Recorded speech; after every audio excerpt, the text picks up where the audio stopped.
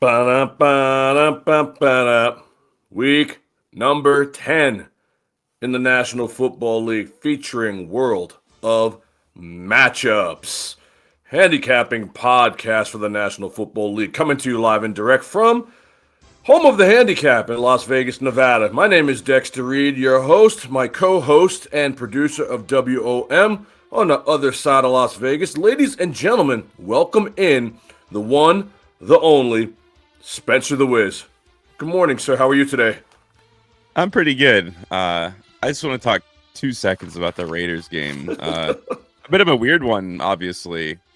And you know what? This team is actually looking a lot more competent this year than I think their record says. I mean, they have glaring holes. I mean, in that game, they also had 3 offensive linemen out. So against the best defensive line in the National Football League, they put up a good fight in that one.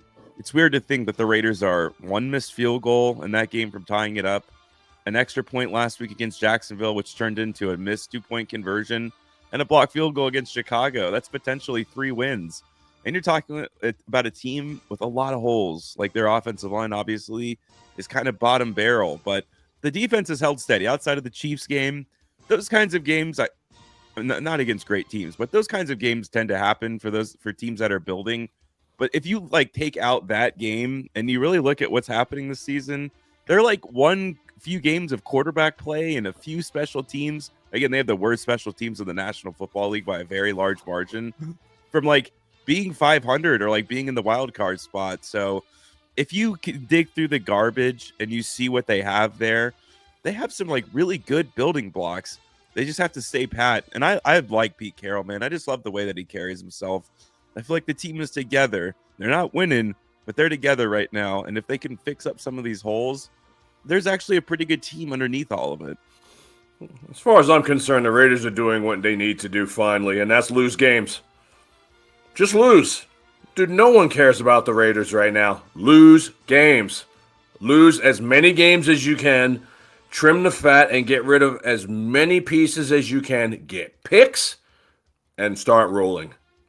Oh, I'm pretty Lose excited. as many games as possible. All those games that you just alluded to that you could have won, you need to be happy that you lost them.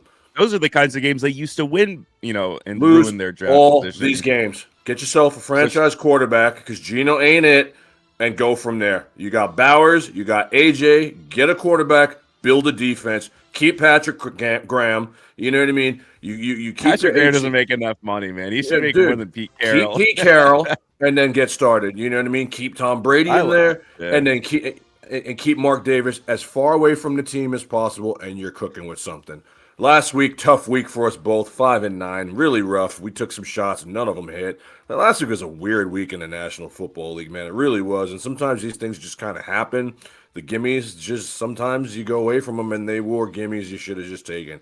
For the year, I am 66-59. Spencer is 58-67 against the spread as always. Let's set it off. First things first. The Berlin game. It's the Atlanta Falcons visiting the Indianapolis Colts. And I think this is the first Berlin game, if I'm not mistaken. Peppers, please. This is kind of the Falcons. I never know what to make of them. They're the most confusing team in the league by a very large margin. These international games are always weird too, but I don't know, man. The Falcons are such a dud, for some reason they played a close game against New England. They never play good games back-to-back weeks, it feels like. I don't know. I want to take the Falcons so very badly here, but I feel like the Colts are going to have a nice bounce-back week in a sense, and, obviously they made a huge trade. I think Sauce Gardner could have an interception in this game and just pop in. Sauce Gardner sucks. I know, but it's an international game. Yeah.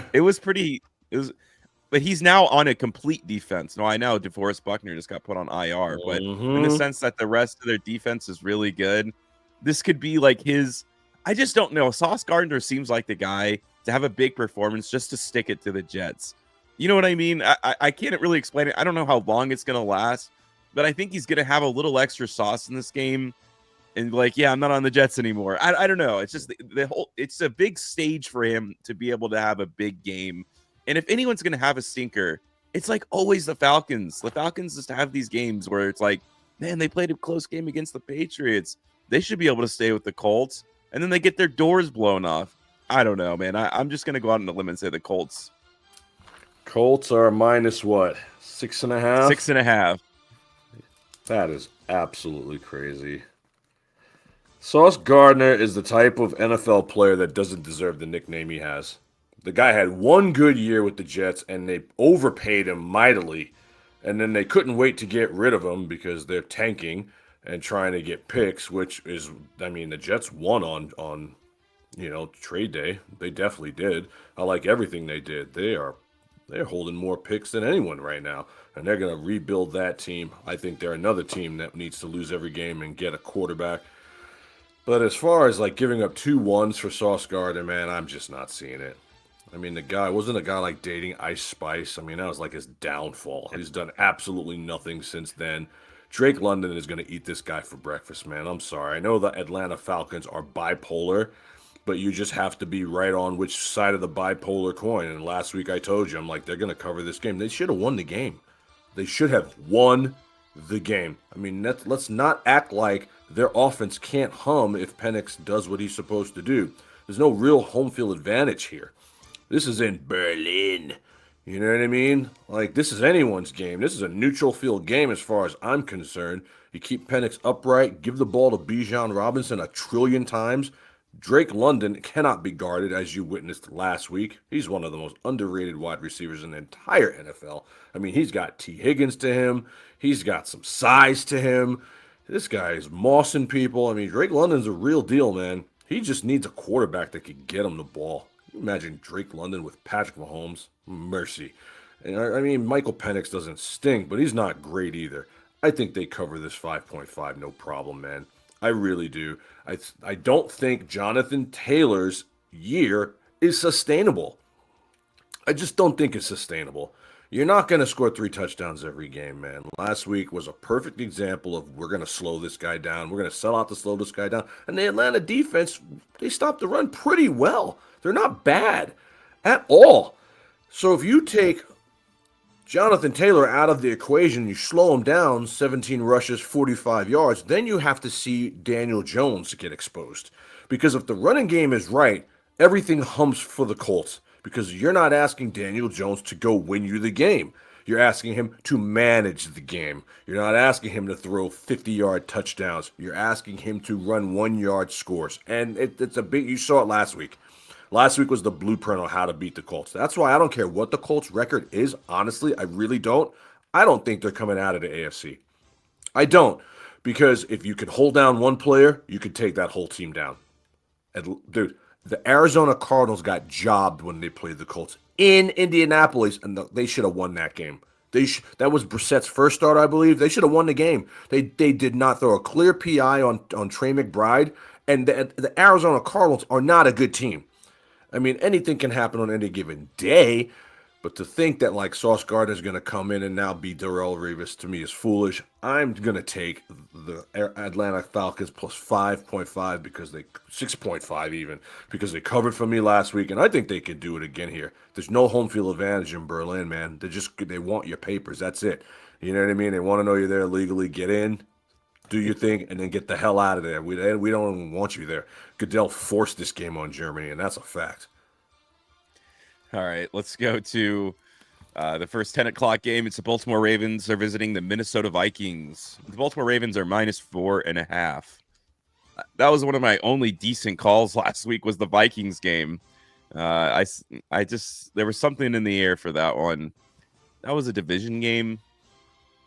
I'm not completely convinced they're just going to keep rolling with J.J. McCarthy back. You know, like those kinds of games they just happen all the time, man. Division games are just the goofiest, weirdest. I mean, you can technically say the Raiders-Broncos game, too, is like kind of part of that, where it's just sometimes when people play in the division, doesn't matter how bad the other team is, the game gets close. And, you know, in the Vikings case, they won that game. Well, let's be honest for a second, Spencer. I mean, are the Lions Super Bowl contenders? You know what I mean? Like after that game, It not flickers from week to not to week. cut you off, but I just got to get that in. After that game, I'm not so sure that the Lions are Super Bowl contenders, man. I'm not. I'm real, guys. There's no Detroit fan in the world that could come here right now after what took place Sunday and convince me that this team can go to a Super Bowl and win it. I'm sorry.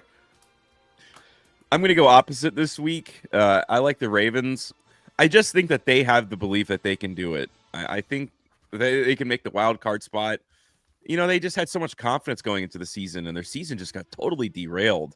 I don't know if they actually can make it back to the playoffs, but I think they can believe it. Mm-hmm. They're healthy. Everyone's ready to go. You know, they look like they're ready to make a push and like rip off 5 straight. And I don't think the Minnesota Vikings are necessarily going to be enough to like just, you know, obviously if they lose here, their season really is truly over for the Ravens. And I think they know that. And I think they're like, we'd rather lose a game late in the season and not make the playoffs than just like have a dud here. Yeah. I mean, I know everyone wants to win every week, but I just think that they have this certain like energy behind them right now, a belief. And I don't think the Vikings are a good enough team right now to make that happen. And I think Lamar Jackson's going to have a crazy game. And it's just like we saw it in the beginning of the season offensively for the Ravens that when you get Derrick Henry going and Lamar Jackson, man, they could put up like 40 points. And if they score a lot in this game, the Lions defense is terrible, man. It's really not that good. We've seen them unravel multiple times this season. It's not good at all. And I don't think the Vikings are just going to run up and down the field. I mean, I know the Ravens defense has sucked. I mean, I guess we'll have to see. I guess the over is really the highest point of interest for this game. But I don't know. I just think the Ravens can cover this -4.5. It's my best bet. I don't think they can cover the 4.5. I know they can cover the 4.5 because the Minnesota Vikings are fool's gold. Okay, so they played good and they beat the Lions in Detroit. I don't think the Lions defense is very good at all. And I don't think they have the horses to go to the playoffs and go deep in the playoffs. I mean, ever since Dan Campbell refused to take those points in San Francisco, this franchise has been cursed. It's just a fact. I mean, the Washington Commanders rolled up on you in your building. The Lions have these bad losses at home all the time. And so, to me, the nail is in the coffin. It's not banged home yet, but they're in big trouble. Conversely, I don't think the Minnesota Vikings are that good. I mean, okay, J.J. McCarthy comes back, and they win the game. But, guys, did J.J. McCarthy look good at all? He had a touchdown run to ice it. But, I mean, he was like, 14 for 26, 135 yards. I mean, it's not like he was Joe Montana. And I have questions about his skill set. I'm not even so sure J.J. McCarthy is very good. I'm really not. Carson Wentz is on IR. He's done for the year. And then who's behind that guy? So if J.J. gets hurt, then what? I mean, some guy bagging groceries, Kurt Warner style, has to come in now. Look. Aaron Jones is banged up. Jordan Mason is on again, off again.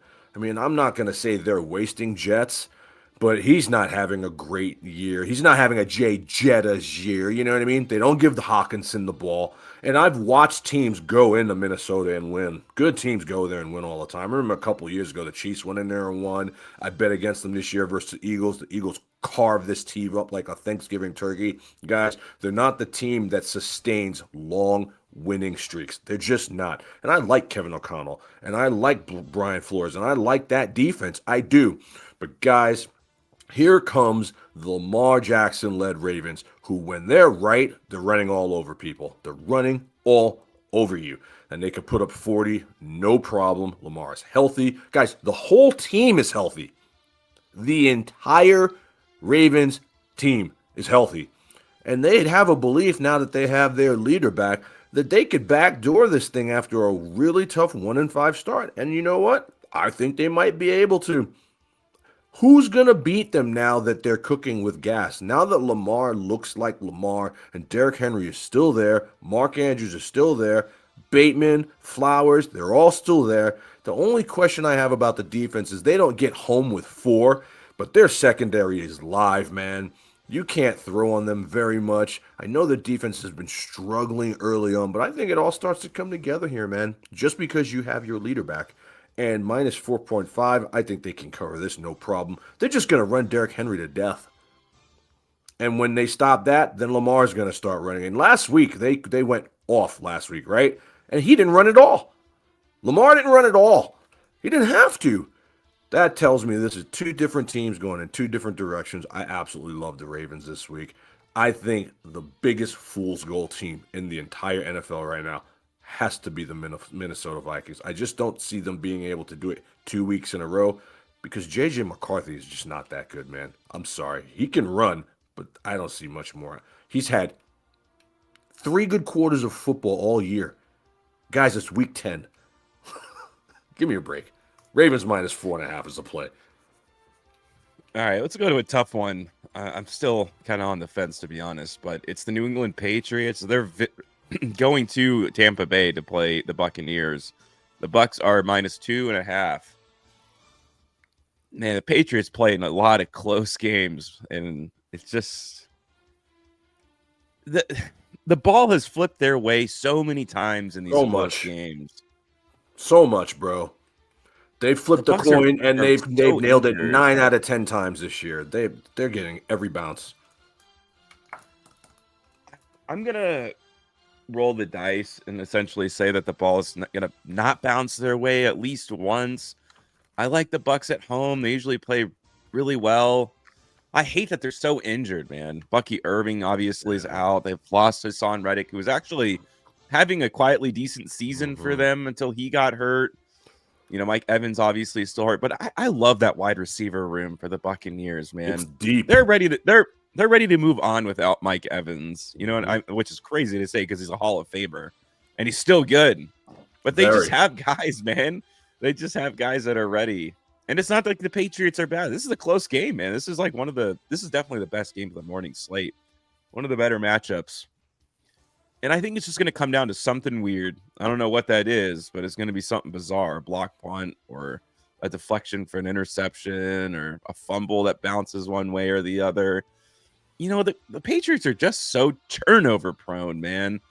And I think that the Bucs had a nice little way to ease themselves into the week because the Saints stink. And I think they're feeling confident right now. All they need is like a turnover on defense because I feel like they're going to be able to score. And it looks like the Bucs can still produce those. They're such a well-coached team.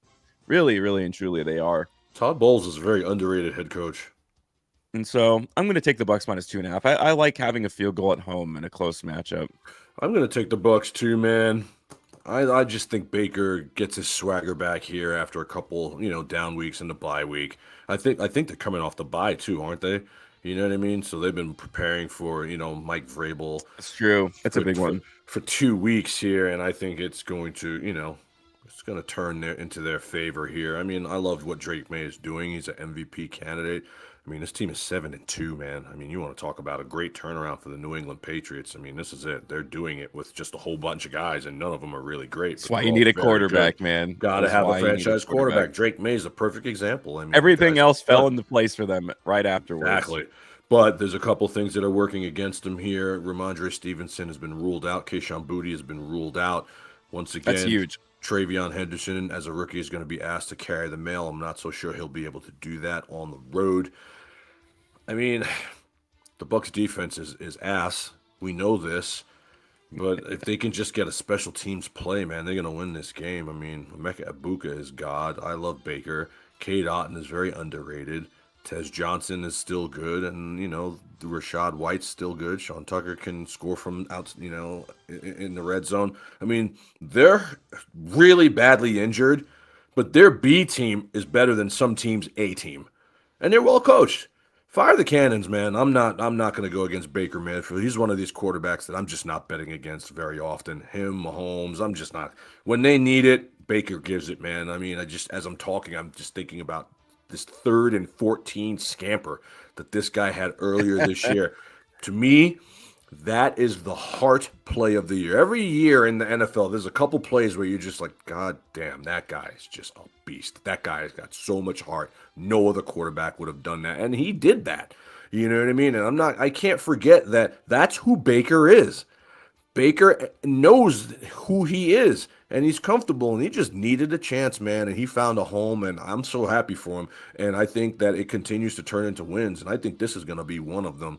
Minus 2.5, I'm fine with that because a field goal wins you money. And look, while the Patriots are 7-2, they've got one really great win under their belt when they beat the Bills. A lot of their wins aren't good, man. I mean, this is a team that lost to the Raiders at home. You know what I mean? So let's pump the brakes there. Again, I like the resurgence. I like what they're doing, but there's some injured pieces there, and they're away from Foxborough. I'm taking the Tampa Bay Buccaneers minus 2.5, and I'm taking them with confidence. All right, let's hop on over. It's the most boring matchup of the week. My goodness. It's the Jaguars are going to Houston to play the Texans. The Jaguars are minus 1.5. This is the most bizarre line of the week for me.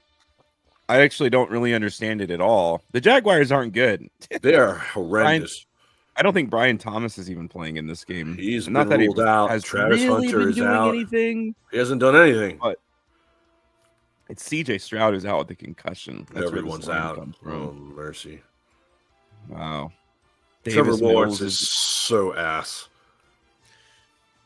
I'm going to take the Houston Texans. This is going to be like a 13-10 game. Yep. The Jaguars barely beat the Raiders. And I know the Raiders defense, actually, to give them credit, have been playing really well. Although they're not in that game. I don't know. It was a high-scoring game. The Houston Texans play a little bit differently at home. Their defense, at least, plays a little bit differently at home. And it's not like Davis Mills has no experience. You know what I mean? This guy has started a lot of games. He's not like he's going to light up the world, but the Jaguars don't light up the world. They burn it down. They're not that good. I don't love it. It's not something that gets me excited, but I think that Trevor Lawrence is going to have a stinker, man. He hasn't really played well at any point in the season, but he's going to have one of those stinker games, man. Turnovers, and who is he going to throw the ball to? This is a guy who seems heavily dependent on the talent around him to even look decent, and now it's falling apart, like right in front of his face. You just have to pray that Davis Mills doesn't ruin the game. And I think that they can run the ball enough and do anything. It's going to be a field goal game, and you just got to hope that the Texans are on the right side of it. I think a full week of preparation will do Davis Mills a lot of good. You know, he came in last week and he looked okay. He was okay, man. And I think that knowing that he's going to be the starter, they'll make a game plan for him. It'll be just enough to get 16 points, which I think is all you need to win in this game personally. So I like the Houston Texans. I like them too, man. It broke my heart watching them lose CJ Stroud last week because they were in the game with Denver, and I think they would have won the game. I really do. I can't get behind anything that Trevor Lawrence is doing, man. I'm sorry. Trevor Lawrence is one of the most overrated, overhyped NFL players of the last 10 years to get drafted. Everybody was talking about this guy like he was going to be Peyton Manning. Trevor Lawrence sucks. I was watching Bills Chiefs, but I also had the Raiders on last week at the cigar bar that I was at, and I was watching a little bit of what they were doing because, I want to see the Raiders tank too, man. I want Spencer to have a good team. I want Rob the Raider to have a good team. I'm watching these highlights right now. These guys are unbelievable. I'm not a hater, man. I want my friends to experience what I've been able to experience at some point in their life, but to do that, you have to lose. You know what I mean? But I needed the Raiders to win at the same time. I was so happy they did not get that 2-point conversion. That's the kind of win that would ruin your season, man. But watching Trevor Lawrence, without his legs, he is useless. The guy has absolutely no touch on the football. It's either a rocket ball that's caught somehow because the ball is never in the vicinity of any of his receivers, or it's an interception. If he's not running, Trevor Lawrence is buns. He is so bad. And this is what I know about the Houston Texans. The defense plays hard, man. They play very difficult games. They're not scared to mix it up. That dog pile will always have those guys in there. You know what I mean? When you think about then they've always been this way, man. Brian Cushing, J.J. Watt. I mean, they're hard-nosed, tough players, and I like D'Amico Ryans and what he's done. They played a tough, hard-fought game last week, and they just came up on the wrong end of it because C.J. Stroud was out. In comes Davis Mills. He's not horrible, but, Davis Mills has weapons, man. You have Nico Collins. You have Dalton Schultz. No one's asking you to set the world on fire. We're just asking you to beat a overrated Jaguar team. People are gassed by the Jaguars because they've somehow beaten a couple good teams, man. They're not good. They are not. Guys, this is a team that struggled to beat the lowly Raiders. They are not good at all. And anytime they have played good teams on the road, they have lost these games. What's their signature big road win? They don't have one. They don't have one. The Chiefs shit their pants and they gave that game away to the Jags. I mean, who did the Jags beat? You see what I mean? Their record might be nice, but they are beat and the cupboard is bare. IR Travis Hunter. Brian Thomas wishes he had a quarterback. They should just trade Brian Thomas to a team that has a quarterback because the guy is a stud and Trevor Lawrence has absolutely ruined him. Now he's out. Brenton Strange is on IR. Guys, tell me how this team is going to win. If they stack the box against the Jags, how are they going to score? Parker Washington? I mean, I know Jacoby Myers just got there, but he ain't a chain mover, man. Give me Jacoby Myers for a 5th-round pick and call it a day. Like, they're not great. And they're on the road. I'm taking Houston with confidence here, man. I think they bounced back from a tough loss. They should have beat Denver. I'm sorry. I will never back off that. And they're going to play hard for C.J. Stroud, man. They want their leader back. And Davis Mills, just don't lose the game, bro. If it's not wide open, don't throw it. Take the Texans with confidence. All right, let's hop over. It's the Cleveland Browns are going to New York to play the Jets. Oh. I like what the Jets did in principle, especially getting 2 first-round picks for a cornerback. That's unbelievable value. And obviously traded their big defensive lineman. Wow. You know what the secret hero of this game might be? It's like over 37.5. Take the under. You don't think there's going to be 20 points on each side in this one? Take the under. I don't know. I might tease the over in this one when it's all said and done. I'm going to make my tickets after this. How are these guys going to score, man? I like the Cleveland Browns in this one. Although, I don't know. You know what? I just think Quinshon Judkins is going to have a big game. They're losing 2 of their big playmakers. Although I don't know. Sauce, I guess, was just kind of so-so. But obviously on the defensive line, like this could be take the overs on anything. Take a Quinshon Judkins like special teaser, 100 yards and a touchdown or something. That'd get you a nice payday. I like that combo. We've seen him go off this season. Mm-hmm. I don't think the Jets are going to have this Bengals type of game, where it's like, oh my gosh, like when you are winless, it's just everyone's just watching and waiting, and there's just this little bit of juice that you get because you don't want to go winless in a season. I wonder if the wind is out of their sails now, where it's like, all right, man, you got the win. What do you got left? And I know the Browns aren't world beaters, but they're good defensively. And is it really scary to like play in New York? I know the fans are excited to be there, and they're always one of the most faithful franchises because I guess you kind of have to be. It's like a group therapy session every Sunday for the Jets, just like the Raiders. I'm going to take the Browns. I'm just going to take the team that's a little bit better defensively. Dylan Gabriel has never looked horrible at any one point in the season. He hasn't looked great, but he just is kind of running the offense, figuring it out as he goes along. It doesn't excite me. These are 2 terrible teams. This is like, to be honest with you, this is like one of the most important games of the season for the Raiders. Mm-hmm. I mean, all 3 of these teams, right? Whenever you're at the bottom of the standings, this is like bad teams are watching this one. This is like the Super Bowl for bad teams right here. Who's going to get buried down? 1 win shifts this draft order so much. And so I personally like watching these games because the Raiders are bad every year. And so you got to watch these games in particular. These are usually where something funky happens. Like I can't remember. I think it was like the Texans Bears a few years ago where there was a crazy play or something like that. It feels like one of those games where that's going to happen.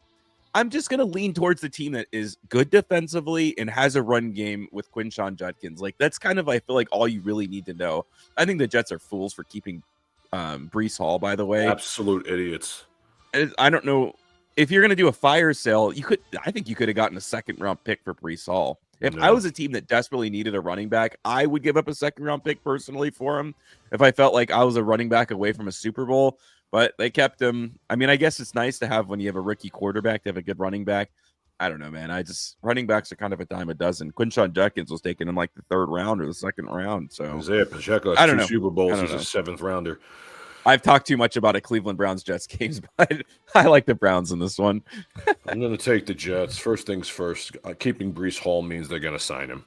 And they're going to overpay him because they wanted a third. Kansas City offered a fourth and wouldn't budge. I think Kansas City's a bunch of idiots personally. Give up the 3. You know what I mean? But whatever. Easily. Who you guys want to hope Isaiah Pacheco is okay. That's fine with me. I just don't see it. I'm really down on Kansas City right now because they did nothing at the deadline. But they don't have any money. So I get it.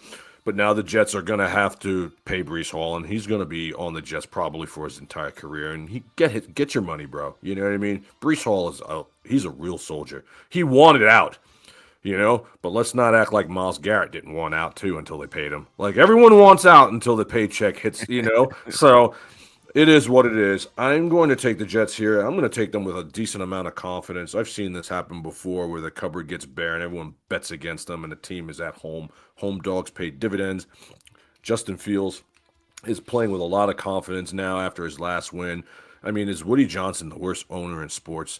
You know what I mean? Like he throws his quarterback under the bus. His quarterback goes and wins, and he's just so humble and he's so professional about it. It's really That's the one thing I think you can say about Mark Davis at the very least, talking about horrible owners. Like Mark Davis has never publicly called anyone out. I mean, Woody Johnson. I mean, I'm just like waiting for him. I'm just waiting for him to say something racist so they can like Donald Sterling him and get him force a sale because Justin Fields didn't deserve that, man. Like I said, it's hard not to like Justin Fields. I don't care what anyone says. He is such a great guy. He's a great dude, man, and he's gonna play well tomorrow, man. The fact that Aaron Glenn is saying that like we don't know who we're gonna start yet, dude, you need to pull Woody Johnson out of your pocket. You are the coach. This is the guy you brought in to win.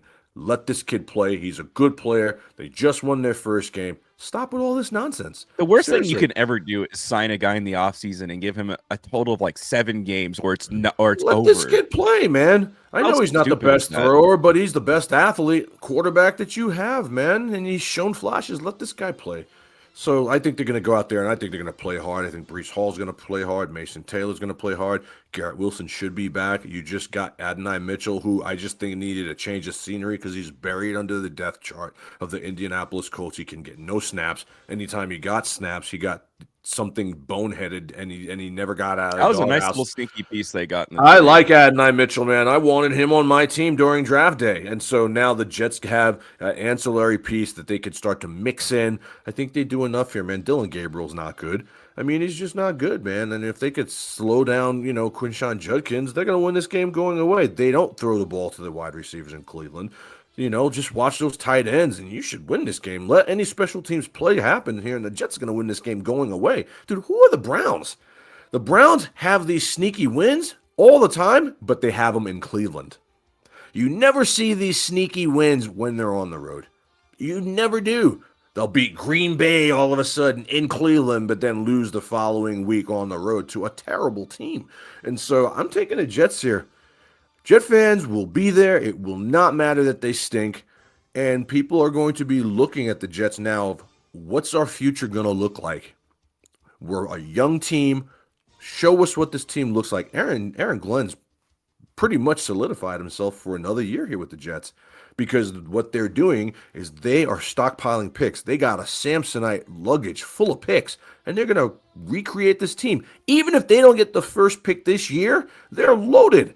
They have enough picks to move up and take the first pick from somebody. And so the Jets are cooking with gas. I like what they did on cutdown day. I do, man. Like, if you're not going to win now, get rid of these pieces and get players. Just keep your untouchables, and I think it's a good move for them. Garrett Wilson is an absolute stud. I think they win the game going away. The Cleveland Browns suck, and Dylan Gabriel's not good. The guy can't throw the ball downfield at all. Take the Jets with confidence. I don't think anyone in the country spent more time on that game than we just did about the worst teams in the league. That's funny. Yeah, but it matters because now I'm really locked into that game. To be honest, I'm saying when it's time for draft day, these are the games that matter. You know what I mean? The biggest games of the season. It is. It's the reverse Super Bowl. Especially because that kid from Indiana looks better every week, man. The first overall pick has like a lot of value, and the Jets are going to get a quarterback. Watch. This is fast unless they win next week. Justin Fields to Arizona. Let's see. We have the New Orleans Saints. They're playing in Carolina to play the Panthers. Yeah, Tyler Shuck, more like Tyler Suck, man. He sucks, dude. He's heading the tank train.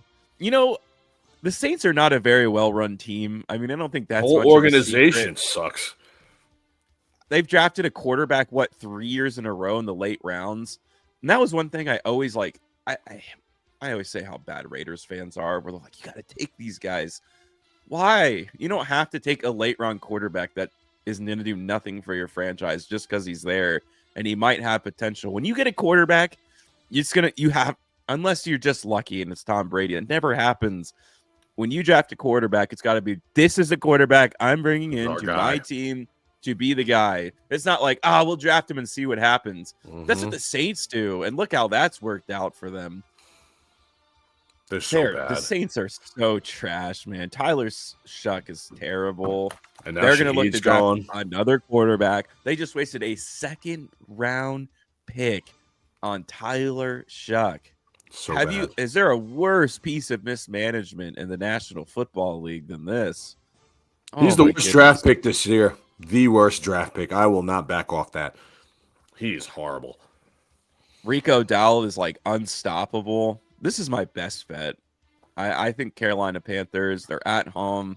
They're playing really well. That was one of our best calls last week in that Packers game. We were so on top of that. It sucks that we had such great calls and then we missed everything else. We missed all the easy stuff. Yeah, really did. It sucks. Bad week. I think Carolina's rolling right now, man. I think that was a big confidence builder for them. That's a tough game that they played last week. Bryce Young didn't play well at all. It was pretty bad, but you know what? They mixed in enough of the run. He did enough. You know what I mean? Just barely. Green Bay defense isn't good, man. It's not. Their defense not good enough to win a Super Bowl. It's just a fact. Another one of those anytime touchdown tickets for Rico Dowell, and then you throw in Quinshon Judkins, in my opinion. I think you're cooking, man. I really think you're cooking with that one. This is pretty straightforward, man. The Saints are absolute trash. I think they don't want to win another game. They want that kid from Indiana. They want the first overall pick. You know that. What are they going to do with their quarterback room after that? My goodness, I don't know. But obviously, they don't care. They're putting in Tyler Shuck because they want to lose. Spencer Rattler gives them a better chance to win, and they don't want to win. That's all. That's all that matters. So. That's an absolute fact. I said that last week, too, and it couldn't be more true. They had this planned out from the jump. It was like, Spencer Rattler wins the battle. We're going to give him the ball first. If we don't have at least 3 wins by the halfway point, here comes Tyler, and he is going to start for the rest of the year, and we're going to hope that he doesn't win a game. That's the plan. It's so obvious. It's a live tank that's not looking like a tank. They trade Rashid Shaheed. They're also doing what they need to do by getting rid of pieces. Goodness. Get them out. Get what you can and rebuild your team, man. These teams, Jets, the Browns, Tennessee, the Raiders, the Saints, but the Saints are the worst of them all because they're so horrifically run. Now they're going to go to a team that is absolutely surging in the Panthers, man. The Panthers have done this thing right. Absolutely right. They built it from the ground up. I mean, they had 5 wins. What? You know what I mean? 4 wins. Like, they didn't have that all last year, man. Rico Dowdle's a stud. Chuba Hubbard's a stud. Tet worries me because that hamstring flared up yesterday, so he's on the other side of questionable. But I still think they have enough in their building with that defense here to beat a really bad Saints team. Tyler Shaw, anytime interception here is on the table for sure. I think minus 5.5 is about right. I think they win this game going away in a big way. They've got a shutout at home versus a decent, Atlanta Falcons offense. I mean, they're a good team. They are a good team. Dave Canales has done a fantastic job, and if they keep winning, he's going to be coach of the year. They win 4 more games, dude. Write him that check. Pull that car up to his driveway because he's going to win. And Bryce Young, while not being great, he is commanding this offense. And the games that they lost, man, a lot of them weren't on him. I mean, he was out for 1 game. Rico Dowdle's been the difference. And this is what I'm talking about. Why would you go draft a top flight running back nowadays? You could find Rico Dowdle in the scrap heap. You know what I mean? Like, 7th round running backs will still win you Super Bowls. Get a head coach and get a franchise quarterback, guys. All you teams out there that can't win, you don't have these things. That's what you need. You don't need to find the next Saquon Barkley. You need to, like, I mean, I get that the Raiders took AJ, you know what I mean? Fine, because there's not that generational talent quarterback that was there. But if he's there, you got to take him. I mean, look at Cam Ward, man. They've surrounded that guy with nobody. If Cam Ward had any kind of help, it's sad. But sometimes that also doesn't work. Now, the Saints aren't trying to win. They're just not. Defense not good. They got rid of Lattimore last year. Offense can't do anything. Kamara's old.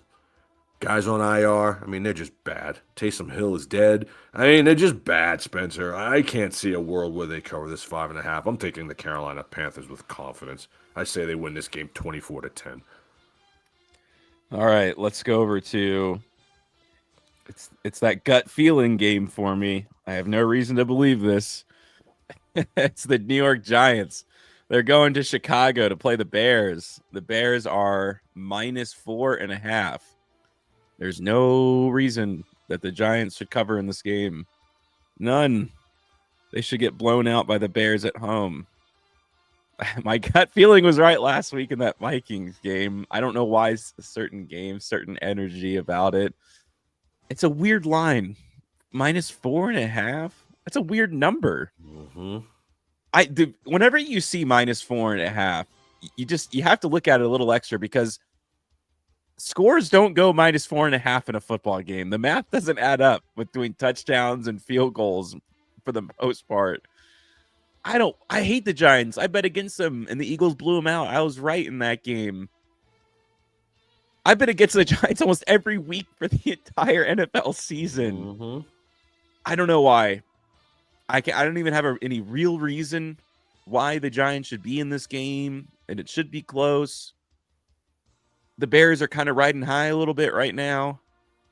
That's a big win last week.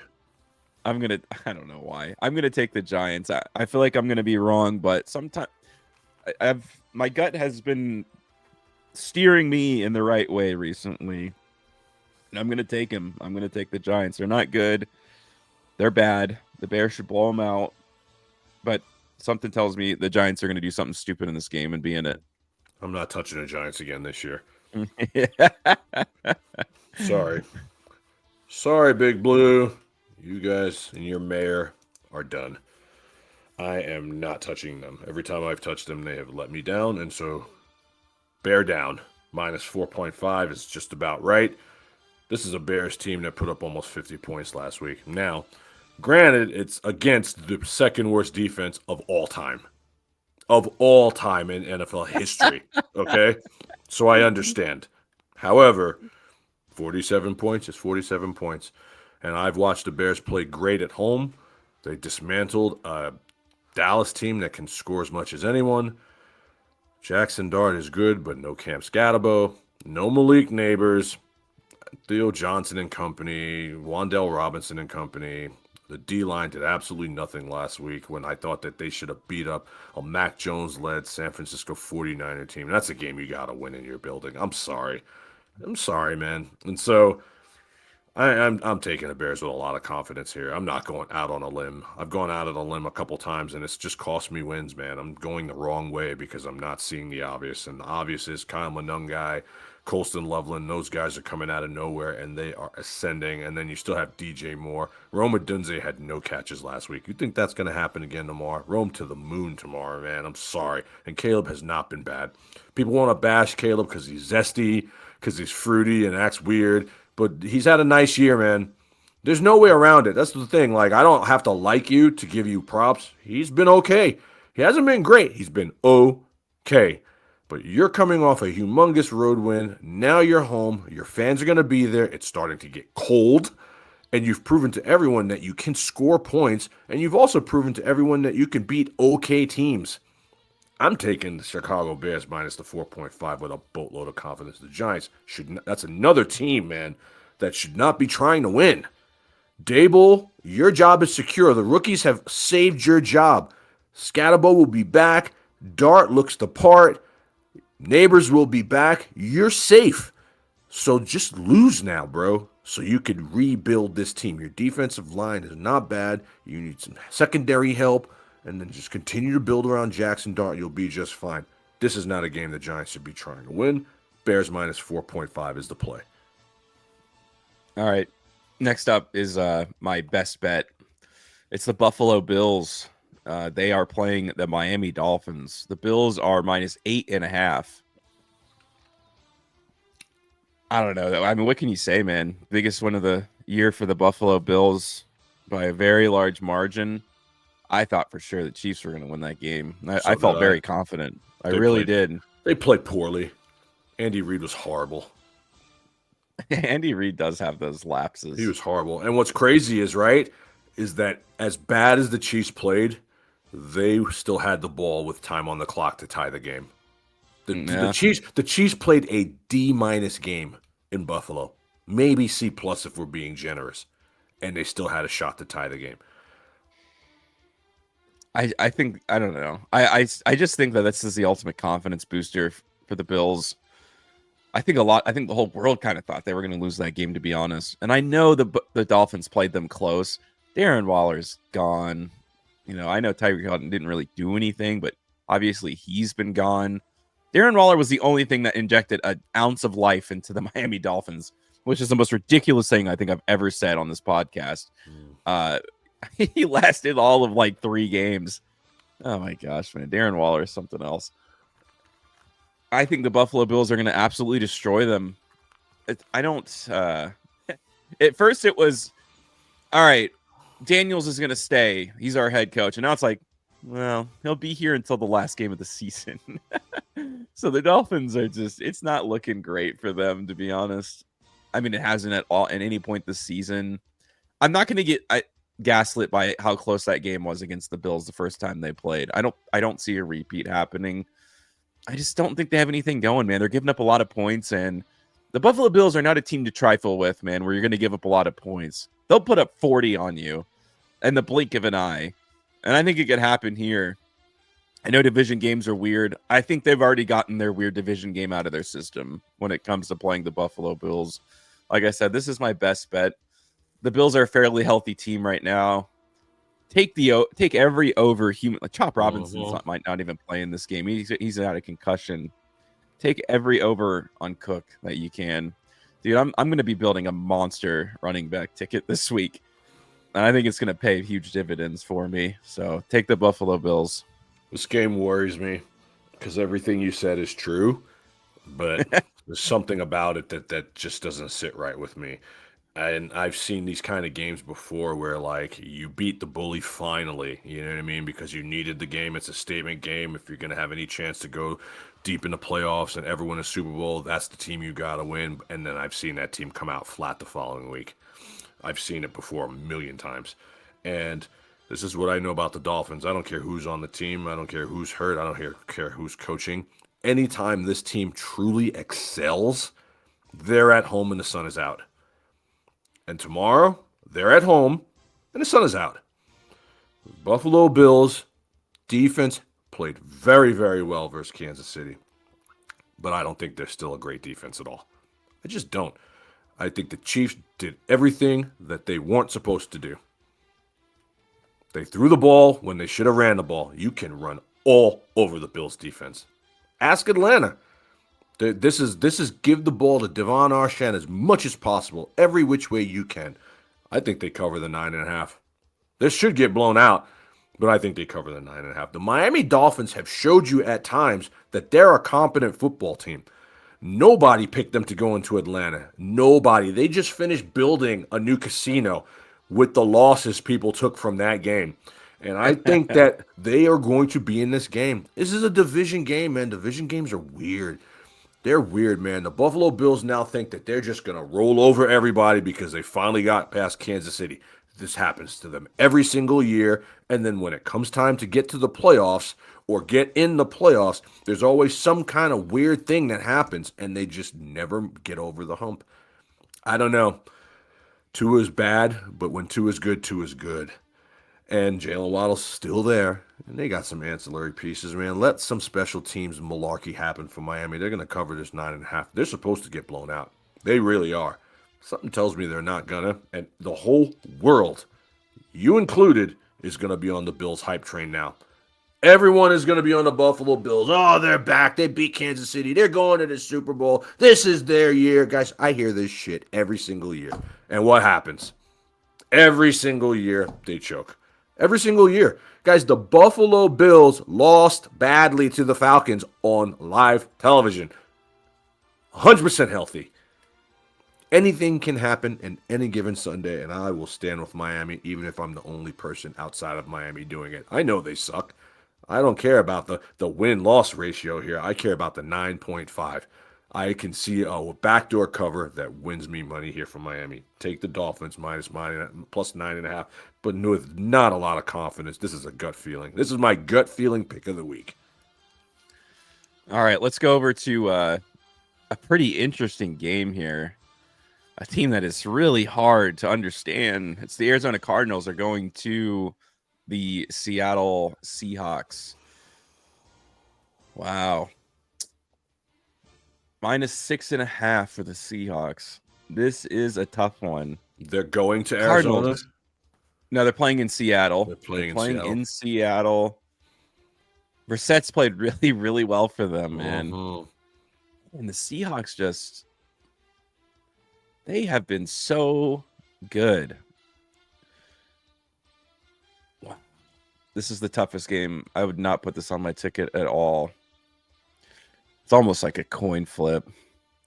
That seems like a big spread. And every time I say that, it's like the Seahawks win by like 1,000 points.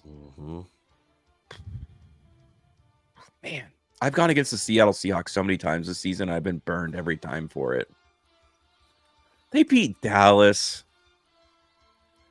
Wow, they have played in like 1-point games like for 3 weeks in a row, and they lost against Green Bay, Indianapolis, and Tennessee. 2 of those aren't that impressive to be in close games, if we're being honest. Green Bay is not that good. Tennessee's obviously terrible. Wow. I'm going to take the Seattle Seahawks. I think it's kind of fool's gold. These close games Arizona Cardinals have been playing. I think Seahawks are a much better team. I hate these divisional matchups. It's the Bird Bowl. Cardinals play a lot of close games, and I think a lot of people are going to be enticed by that. I'm not really... I don't know, man. Jacoby Brissett's been playing really well, but we have seen the Seahawks just bury people, like, really, really hard. The last time the Seahawks lost was against, like, Tampa Bay, and that's a good team. Good team. Arizona's not a good team. I don't love it. This is not something that excites me. I could see a world where the Arizona Cardinals play a really close game, but I hate betting. I'm not betting against Seahawks that much, because they win in these like by a lot more than they lose, I'm going to take the Seahawks -6.5. So am I. Seattle looked great on Sunday night, man. They look really, really good. They look focused. Sam Darnold has been good for them, I got to be honest. JSN is one of the most underrated players in the entire National Football League. He could be Offensive Player of the Year. Good. He's a top 7 receiver in this league, man. No one can talk me off this. This guy is slippery, silky smooth, great hands, and he scores tutties from anywhere on the field. The run game is good. Charbonnet, KW3, those guys are units. They got a bunch of ancillary pieces at tight end that work for them. Their line has actually been better than advertised. Their secondary is pretty good. And, what more do you need? They beat up on people with regularity right now, especially players that are not that great, teams that are not that good. Head coach has been good for them. I got to be honest, man, Seattle's not bad this year. They're a playoff team. In comes Arizona. They play everyone close to the vest, but I just think that it's going to be set up for you to fall for the banana in the tailpipe, because this is what the Arizona Cardinals do, man. Dallas losing that game on Monday night is disgusting, but Jacoby Brissett is a gamer. I just think the luck runs out here. Short week. Everyone is going to have that recency bias of them, beating a good offense on the road.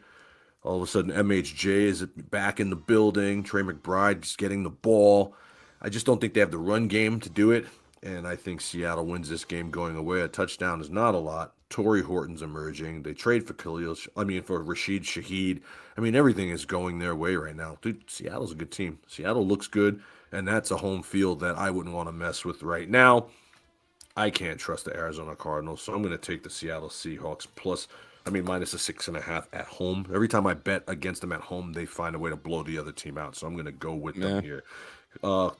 Conversely, Kyler Murray's his career's over. Okay? Kyler Murray's career is over. You guys timestamp this. We can come back and revisit this anytime you want. Kyler Murray should have went and played baseball. His career is over. And I kind of saw the writing being on the wall years ago when they paid him the contract, and the language that was in the contract, was like pretty much begging the kid to do his job. He's not a leader of men. They don't like him. The body language on the field is so much different from the players around him when Brissett's in there versus when he's in there. I don't care what anyone says. The guy's good enough to play right now. He has been benched. They're trying to call it a injury. Guys, he's been benched. He's been benched. Okay, I was watching T.J. Houshmandzadeh talk about him this week. I also was watching, Shady McCoy was talking about him, and all the things that they were saying. I share the same sentiment. In high school, in college, you can run around and play that backyard football. You know what I mean? You can just be like, guys, you just keep moving until I finally stop scrambling and make sure you're open, and I'm just going to throw it up to you. You can play that kind of football when DeAndre Hopkins is on your team. Guys, this is the National Football League. You need to be a pocket passer and just run sometimes. Kind of like what Mahomes does. You got to be able to stay in the pocket and take a hit. Kyler Murray can't do that. He can't see over a 6-foot defender. And he doesn't run that much anymore. And he's always hurt, man. And he's just not a good teammate. They're going to release him at the end of the year. They're already talking about it now. I say they just get rid of Kyler Murray and start fresh. Arizona would be better off with Brissett. That's the one thing that scares me in this game because they like Brissett, man. And they could cover the 6.5, but I'm going to stick with Seattle because my luck with them betting against them in their building has not been good. So I'm going to take them minus a 6.5. But it would not surprise me to see Jacoby Brissett marching to cover here at all because the Cardinals, they looked pretty good on Monday night. Yeah. Let's go to a game I feel pretty confident about, really. It's the Rams. They're playing the 49ers. The Rams are minus 5.5. That last Thursday game was pretty bananas, obviously. One of the best 49ers performances of the season. But, man, that injury sheet for the 49ers it's just brutal. Obviously, Fred Warner's out. Is there a worse first-round draft pick than Mykel Williams for the 49ers? I didn't like him in the draft at all, and he's on IR already. That's just a double whammy. That was a terrible, terrible pick for the 49ers. I don't think it's ever going to work out for them personally. Yeah. He didn't do anything before his injury, and now he's on IR. Oh, I'm sorry. He tore his ACL. He's cooked. And they just, what do they have left? You're talking about a pretty healthy. I mean, what, minus 2-2 Atwell for the Rams? They are a healthy team right now, and they want to get their lick back. This is definitely going on my teaser ticket. I think they're a much better team. I mean, right now, obviously, it's not even close. And so I don't think they're going to have another majorly heroic game against the Rams again. I don't think lightning strikes twice for them. I really love the Rams in this game. I'm going to take the 49ers plus 4.5. 49ers went to SoFi and already beat the Rams. They've already proven they could do it. Now, they had some healthier players at the time, but it was a primetime game, and they won the game outright. Defense played absolutely fantastic. They played lights out that night, and they shut the Rams down, and the Rams had everyone. Now they're home in Santa Clara. They still have Christian McCaffrey. Mac Jones has played every bit as good as Brock Purdy has for this team. You know what I mean? Like, Brock Purdy cannot get healthy. And Mac Jones has been playing hurt, and they've been winning some of these games. They just came off a big win across the pond, versus the New York Giants. It is a division game, man. These things are always close. You're going to give me 4.5 points in my building. Matt Stafford is always one hit on that back away from being out of the game, and then you have to deal with Jimmy Garoppolo, who sucks. I don't know, man. Give McCaffrey the ball 50 times. It's been working. You know what I mean? Everyone just keeps waiting for McCaffrey to get hurt. It's not going to happen this year. I really don't think it is. George Kittle is going to be ascending. I mean, guys, it's week 10. Forget about it. Their voodoo doll magic is not working. Christian McCaffrey is going for Offensive Player of the Year. It's just a fact. Now, lack of wideouts here is a little alarming. It's a little worrying, but I think this game is going to be closer than people think, man. I really do. It wouldn't shock me to see the Niners sweep the Rams this year. At all. And so I'm taking them plus 4.5. More on a hunch. The defense is really banged up bad. The pass rush is really banged up. But this game, I like the under in this game. Defense is going to play hard. Niners play hard in their building, man. They do. Over-under 49.5. That's pretty gnarly. I'm taking the under here. I'm taking the under every day. Easy under, man. You're getting easy under. Yeah. These are two teams that are going to play hard, man. They're going to be all over Puka as much as they can. They're going to dare everyone else to beat them. Take the Niners plus 4.5. I'm taking them with confidence as well. Let's go to the Detroit Lions game. The Lions are going to Washington. It's like the stink bowl, man. Two teams that have underperformed. Lions are horrible. The Lions are minus 7.5. You know what? I'm going to take the Lions in this. It's a big line. Have the Washington Commanders showed us anything outside of the Chargers game? They've been so bad all year. They're just kind of falling apart. They're a really old team that's like just anchored by this young quarterback who's just old and injured. I like Jaden Daniels. Don't get me wrong. I'm a big fan. I think they just jumped the gun a little too much. They're like, we had a good season. We got to trade for everybody, anybody who's a name, bring him to our team so we can go to the Super Bowl. It's like, yes, they did make a deep playoff run, but we saw what happened when they played a contender type team in the Lions last year. I mean, I know that they blew out the Lions. I'm sorry. When they played the Eagles, like, we kind of saw what that team really was.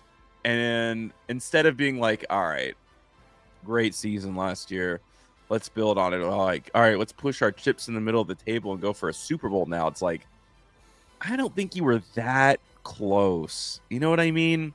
I don't know. I mean, obviously it hasn't worked out for them this season, partially because of injuries, but when they played Seattle, I kind of saw what I needed to see from them.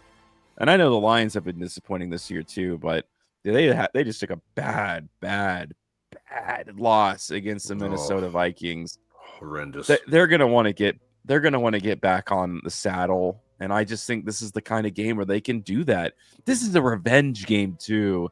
That might be the biggest narrative of all of this, man. They got embarrassed by Washington. Great call, dude. Minus 7.5 might be not enough. If they're up by 10, Dan Campbell might go on fourth down at their own 30-yard line. Yep. Like, you know, he's gonna want to like beat the hell out of this team. This is their time to get right, get revenge. If the Lions don't blow them out, man, their season is completely over. If they win by a field goal, their season is over. The season's over. They get to win this game by 10 points. In this game. Absolutely. This is one of my favorite bets. Lions are usually good coming off a loss. They're traveling to a really banged-up team. No quarterback. Both your wide receivers are hurt, and the ones that are fairly healthy are old, fat, slow. Zach Ertz is a million years old. You know, Little Bill has done absolutely nothing versus anyone since the Chargers game. I love the Lions here, man. I do. I mean, I know their defense is not good outside of Aiden Hutchinson, but Brian Branch is kind of falling off a branch. Kirby Joseph's always hurt. But your offense can score.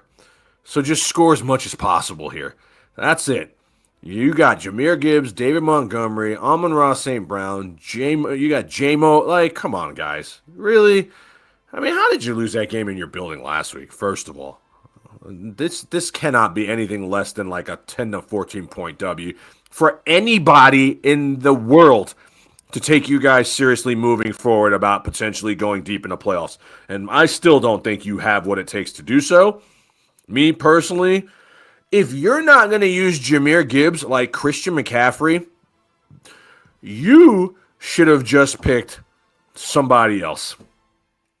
I mean, who was there? Who was that guy that the Eagles drafted that fell? What's his name? So it's eluding me right now, Spencer. He was freaking Jalen Carter.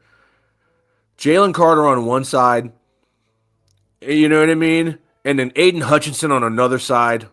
Good Lord. David Montgomery's more than serviceable by himself. You don't need a two-headed monster in the NFL, man. You need defense. And they don't use Jahmyr Gibbs like they need to. They don't. That guy has so much talent. What are we doing here? I don't know. I'm down on the Lions, but I'm going to take them here just because Commanders are really, really bad. They're not good. They've had one good game. They've had one good game this season, and it was at LA. That's it. They have done nothing since. So this is a get-right game. This is a revenge game. This is slap your mama, minus 7.5, and feel good about it.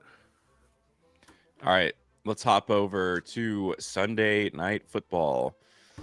It's the Steelers. They're going to LA to play the Chargers. I hate the Steelers. First of all, I hate them personally because I'm a Raiders fan. I hate both these teams. Can they both lose? Yeah, is this a tie? Oh, brother. These are two teams that are both just like, you don't even know what you're going to get out of them. I'm going to take the Steelers. I don't know. Their defense looked really good last week. It's kind of the Steelers defense that we thought we were going to see. Is that more of a product of the Colts kind of coming back down to earth than it is like the Steelers emerging? I really don't know. I mean, you can say any criticism you have of both teams, it's like the same. They're like the same team. It's like sometimes their defense looks great and they're on top of it and their offense is going and they're like really good. I don't even really know what to say. I mean, the Steelers obviously had a big win. I bet against them. This is going to be the week where I bet with them. Like, okay, this is the Steelers we're going to get now, right? And then they stink. Yeah. I don't know, man. I'll take the Steelers. I just think the Chargers stink, man. I don't think the Chargers I don't think they're very good. I'm going to take the Steelers on a whim. I just think the Chargers have a lot of problems people aren't talking about. Joe Alt's now out for the year. Hurt for the second time. They're kind of cooked. Quentin Johnson has fallen off a cliff. Great start. Has done nothing recently. If I remember correctly, because I have a good brain when it comes to these games, the Steelers went there last year and won, or maybe the year before, but the last time they went to this stadium, they won the game. And Aaron Rodgers has looked good. Here's the thing. The overrated defense, the most overhyped and overpaid defense that has done nothing this year, woke up last week. They woke up last week, and they woke up in a big way. They made the Colts look very pedestrian, and they took Daniel Jones to school. And I think if Justin Herbert can't play hero ball, I think they're going to lose this game. I mean, I don't trust their offense. Keenan Allen hasn't done much recently either. I mean, like, they're going to have to score points to win this game, man, because all of a sudden, like, Steelers are looking good, man. I think Warren's going to be able to run the ball well. I think DK has been very mid, and I think they're going to try to make it a focal point of getting him the football in space because he's been very touchdown dependent. They just haven't given him the ball. I don't get it. But I think the Steelers defense is going to be the X factor here, and I think that if you're going to give them points, I like the Steelers here more than I like the Chargers. Chargers know that they're in a dogfight. The AFC West is really up for grabs, but Denver is making a case to run away with it here because they play bums. They need this game. Chargers need this game, man. but I'm still going to take the Steelers. I just don't trust the Chargers. I think outside of Derwin James, their defense is very suspect. It's very average. And under the lights, I think Aaron Rodgers, after losing his last game under the lights, is going to have really something to prove here. Take the Steelers, not with a whole boatload of confidence, but I like them getting points here. All right, let's go to Monday Night Football to finish things out. It is the Philadelphia Eagles. They're traveling to Green Bay to play the Eagles. Fly, Eagles, fly. Ooh. Green Bay's just not that good. I think everyone wants them to be. They're not.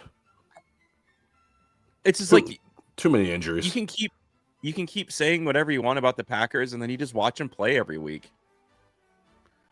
And they're disappointing. That was a horrendous loss to Carolina. Horrendous. You're 13.5-point favorites in your building, and y'all lost badly. Nah. Fly, Eagles, fly. I'm gonna take the Eagles here. Absolutely. The Eagles. I mean, they're 6-2. You know, I mean, they got a gimme win against the Bucks because there's some crazy special teams in that game. You can say the same thing about the Rams, but I feel like they're building momentum. They took 2 losses against Denver and then the Giants, and then I think they've kind of corrected course since then. They played a close game against Minnesota, but Minnesota's looked a little bit more competent recently. You know, I called the game. That was just a free one for me against the Giants because when you have division opponents and a team that's worse than you beats you by a lot, you're gonna get your lick back. You know, I don't want to be confident in the Green Bay Packers. I bet against them more often than I bet for them, and I win like a lot of the times in those matchups. I just think the Eagles are a better team. We just saw Carolina walk into Green Bay and win them. They are. The Philadelphia Eagles couldn't do that. I don't know, man. I just Jordan Love is kind of a dud, man. Tucker Kraft out for the year. He's done, dude. That's humongous. I said this when they drafted Matthew Golden too. Matthew Golden is not wide receiver 1. He's just going to fall into the mix of wide receiver 2s for the Green Bay Packers. Horrible. I don't think Matthew Golden is bad. That's the worst situation you could ever put him in because it's a team full of wide receiver 2s, and you just added another one into the mix. And they don't use him. What did you draft this guy for? You need defense. To me, Matthew Golden is one of the worst draft picks this year as well. I don't trust the Green Bay Packers here, I didn't man. get it at the time. I don't get it now. They have just lost a game in their building that they should never have lost if they want to have Super Bowl aspirations. To me, Jordan Love has been very mid. They got guys hurt always. There's always somebody hurt in the Packers, man. My goodness. For as long as I can remember, man, they have gone years without having guys with questionable or doubtful tags. Years. And Josh Jacobs literally has been saving this team because they can run the ball. But they're coming in here versus a team that is coming off a bye, that is healthy, rested, and been waiting for this game that a lot of people think Green Bay is better than, and they're just not, man. Green Bay's defense is horrible.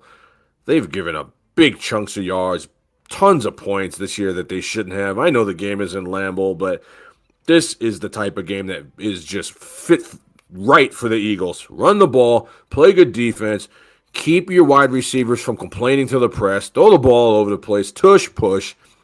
I don't see how the Eagles are getting points here. The Eagles are getting points from the Packers, who just lost Tucker Kraft and lost in their building to the Carolina Panthers. Guys, make it make sense. Is there something that I'm missing here? Is there something that I don't know here? Is Jalen Hurts like questionable or something? Are you kidding me? I think the Packers get rolled up on here. Their lunch money gets taken. I don't believe in them at all, man. I believe in the Rams more than I believe in the Packers. I believe in the Buccaneers injured more than I believe in the Packers, because those teams don't give up humongous points. Those teams don't lose to mid teams at home. They don't. There's just something wrong with the Packers this year, man. Christian Watson, even though he's back, he's not 100% healthy. Tucker Kraft's in a body bag. Jaden Reed ain't coming back for weeks. I mean, seriously, like if anything happens to Josh Jacobs, this is a 500 football team, man. I have zero confidence that they're going to win this game. Fly, Eagles, fly Monday night. Big money on the Eagles on Monday night. If you win any kind of money Sunday, throw it on the Eagles. I would be absolutely shocked if Green Bay wins this game going away. I really will be. Because the Eagles, despite all their injuries, despite all their problems, dude, they're a very good football team. They're the Super Bowl champions for a reason. Them getting points here is disrespectful. It should be a pick 'em at best. Fly, Eagles, fly. That's the slate. That's it. Week number 10. My goodness, this is flying by. It's almost time for the playoffs. Next thing you know, Santa's going to be coming down the chimney and the season's going to be over. Mercy. Does any season go faster than the NFL? Process happens. That's the best part of the year. Hope you guys enjoy the games. Enjoy the slate. Once again, if you have problems with gambling, gamblersanonymous.org is a real thing. Please don't lose your livelihood behind a game of inches. Let's hear your best bets. Let's hear your pick'ems. Let's hear your whizzes tickets. I know you got something cooked up for the people, Spencer. Let's hear it. All right, let's finish up here. I like the Carolina Panthers. This is all on a teaser ticket. I like the... Ooh, wow, this is kind of tough here. This is a bit tough. I know I like the Panthers. I like the Detroit Lions. Big. And this is the tough last one here. There's a lot of games that I like. I'm trying to finalize what my favorite is. Woo. And I like the Buffalo Bills against Miami Dolphins. I know you think there's something fishy, but on a tease, something fishy about that. -2.5. I don't know, man. I like that one. About that. My player props that I really like, and these are going to be kind of off the wall, but they're going to pay if they hit. I like anytime touchdown, Zach Charbonnet. I like anytime touchdown, Jalen Waddle. If they're going to be any chance that they win that game, Waddle is going to be involved. And I like anytime touchdown, Breece Hall. Those are my 3 player props. You got Spencer's teaser tickets. Off and running you go, folks. On behalf of World of Matches, my name is Dexter Reid. That is Spencer the Wiz. And we'll see you guys next week. Peace. See you guys.